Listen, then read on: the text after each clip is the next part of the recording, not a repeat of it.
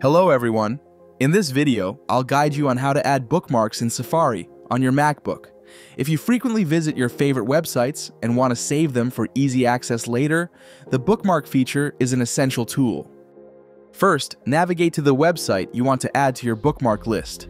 Once the website is open, click on the share icon at the top right corner of the screen and select Add Bookmark.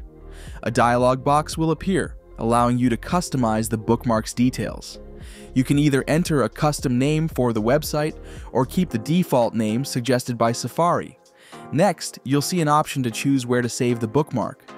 If you want to add a website to your favorites so it appears directly on Safari's favorites bar, simply select Favorites as the save location during the process. This will save the website directly to the toolbar, making it quicker to access. Select a suitable location and click Add to complete the process. To delete a website, simply right-click on it and select Delete. Safari allows you to save bookmarks in various folders. To organize your favorites, you can create a new folder by right-clicking on the Bookmarks bar and selecting New Folder, then naming the folder as desired. You can also drag and hold bookmarks to rearrange their positions according to your preference. One limitation in Safari is that you cannot drag a website directly into a folder on the Bookmarks bar. To do this, you need to click on the Show Sidebar icon.